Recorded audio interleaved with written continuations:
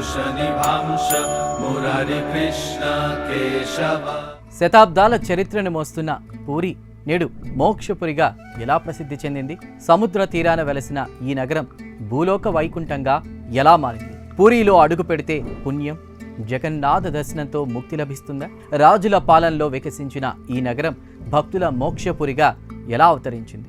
చరిత్ర, పురాణం, భక్తి కలిసిన పూరి క్షేత్రం ప్రత్యేకత ఏంటి?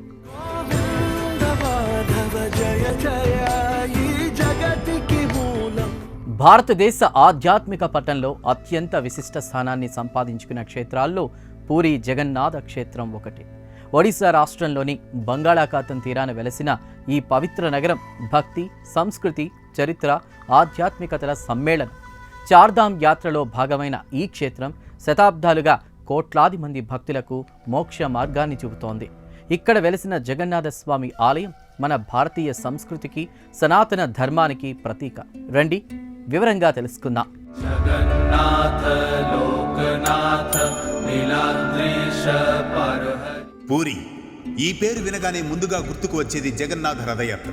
పురుషోత్తమ క్షేత్రం, శ్రీక్షేత్రం, పురుషోత్తమపురి అని పిలువబడే ఈ పవిత్ర నగరం వేల సంవత్సరాల చరిత్రకు సాక్షిగా నిలిచింది.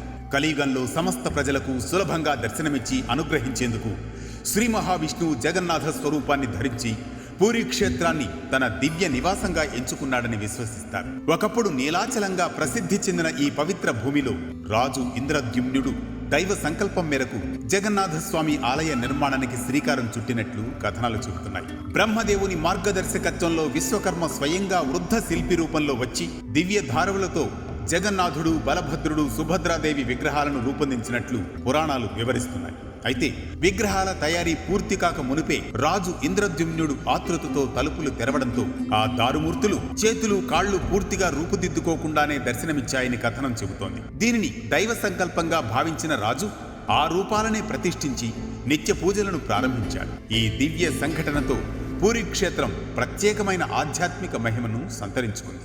జగన్నాథుని అసంపూర్ణ రూపం ఒక గొప్ప సందేశాన్ని ఇస్తుందని ఆధ్యాత్మికవేత్తలు చెబుతారు.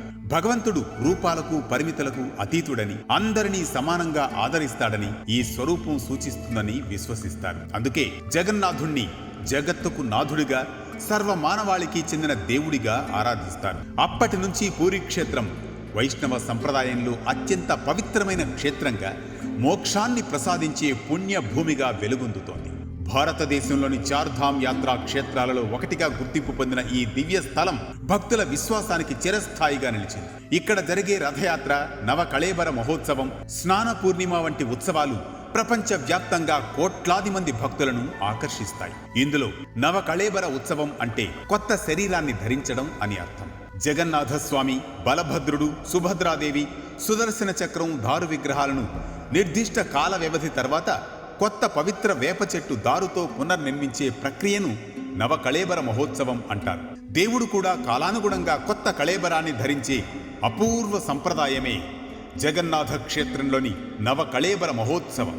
ఇలా పూరి క్షేత్రం కేవలం ఒక ఆలయం మాత్రమే కాక భక్తి, సమానత్వం, సంస్కృతి, సంప్రదాయాల కలయికకు ప్రతీక.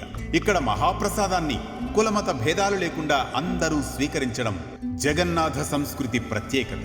శతాబ్దాలుగా భక్తుల ఆశలు, ఆరాధనలు, ఆధ్యాత్మిక అనుభూతులకు నిలయంగా ఉన్న ఈ క్షేత్రం నేటికి జగన్నాథుని అపార కరుణను ప్రపంచానికి చాటుతూ కలియుగ వైకుంఠంగా భాసిల్లుతోంది.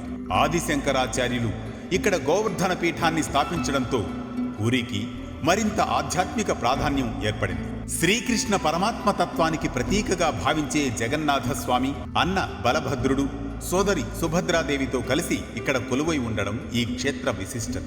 పూరి జగన్నాథ క్షేత్రం మనకు ఒక గొప్ప సందేశాన్ని అందిస్తుంది. భగవంతుడి ముందు అందరూ సమానమేనని, కులాలు, మతాలు, ప్రాంతాలు వేరైన మానవత్వం ఒకటేనని, ఐకమత్యం, సేవాభావం, పరస్పర గౌరవం ఉన్నప్పుడే సమాజం సుభిక్షంగా ఉంటుందని, ఇదే జగన్నాథుని జగద్గురుత్వ సందేశమని. అందుకే కళింగ సామ్రాజ్య వైభవాన్ని చాటిన ఈ ప్రాంతం నేడు ప్రపంచ వ్యాప్తంగా భక్తుల ఆరాధనకు కేంద్రంగా మారింది. ఒడిశా రాష్ట్రం భారతదేశ తూర్పు తీరాన ఉన్న సాంస్కృతిక సంపదకు నిలయం. కోణార్కు సూర్య దేవాలయం, భువనేశ్వర్ ఆలయం, పూరి జగన్నాథ క్షేత్రం వంటి విశిష్ట వారసత్వ సంపదలు ఈ రాష్ట్రానికి ప్రత్యేక గుర్తింపుని తెచ్చాయి. అందుకే ఒడిశాను టెంపుల్ స్టేట్ ఆఫ్ ఇండియా అని కూడా పిలుస్తారు. మన సంప్రదాయంలో అత్యంత పవిత్రమైన 4 ధామాలు బద్రీనాథ్, ద్వారక, రామేశ్వరం, పూరి. వీటిలో తూర్పు దిశకు ప్రతినిధిగా పూరి జగన్నాథ ధామ్ నిలుస్తుంది. జీవితంలో ఒక్కసారైనా చార్ధామ్ యాత్ర చేస్తే మోక్షప్రాప్తి కలుగుతుందని భక్తుల విశ్వాసం.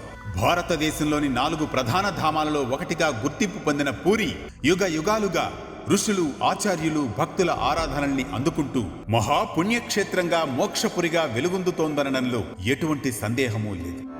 ब्रह्मा विष्णु वृषनिभांश मुरारी कृष्ण केशव.